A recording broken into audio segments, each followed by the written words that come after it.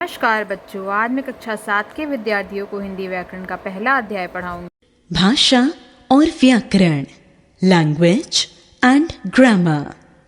बच्चों, यह सभी जानते हैं कि पृथ्वी पर मनुष्य ही भाषा बोलने में सक्षम है।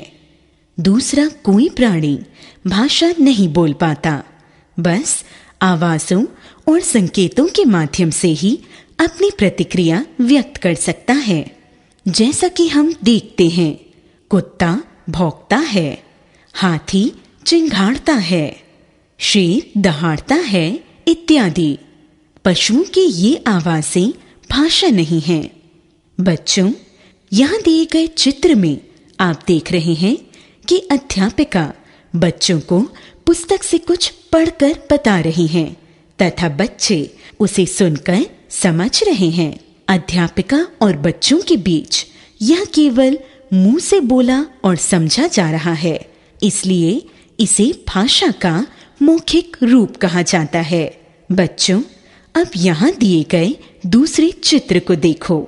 अध्यापिका बच्चों को लिखकर बता रही हैं तथा बच्चे उसे पढ़कर समझ रहे हैं।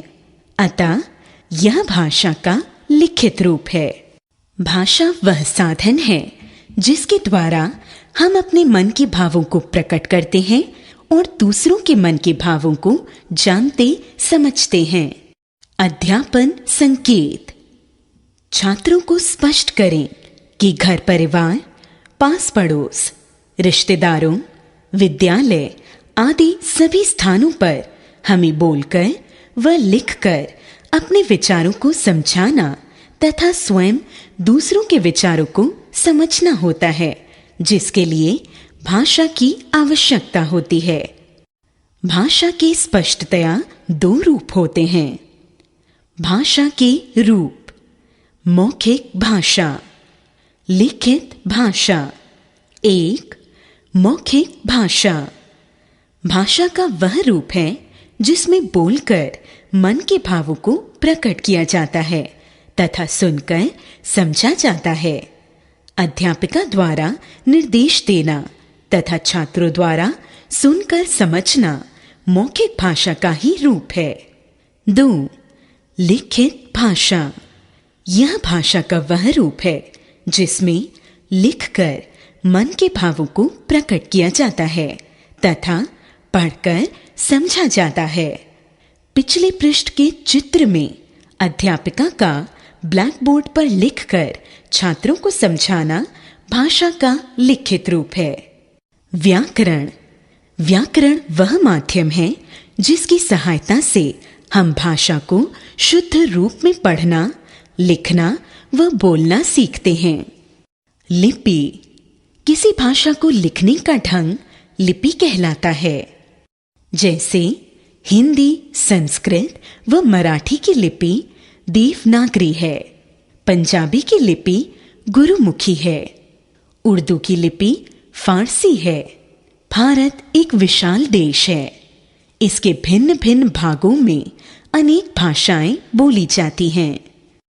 भाषा: हिंदी, राज्य: हरियाणा, उत्तर प्रदेश, राजस्थान, बिहार, मध्य प्रदेश, छत्तीसगढ़, झारखंड। भाषा: पंजाबी, राज्य: पंजाब। भाषा: बांग्ला, राज्य: पश्चिम बंगाल। भाषा: तेलुगु, राज्य: आंध्र प्रदेश। भाषा: गुजराती, राज्य: गुजरात। भाषा: तमिल, राज्य: तमिलनाडु।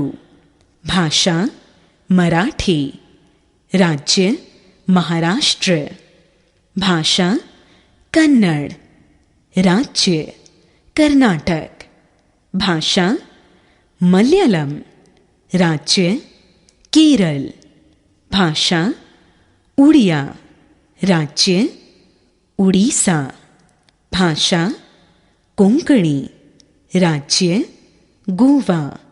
भाषा: कश्मीरी, राज्य: कश्मीर। पाठ में हमने क्या सीखा, जानिए। मन के भावों, विचारों को दूसरों तक पहुंचाने और ग्रहण करने का साधन भाषा है। भाषा के दो रूप हैं, मौखिक एवं लिखित।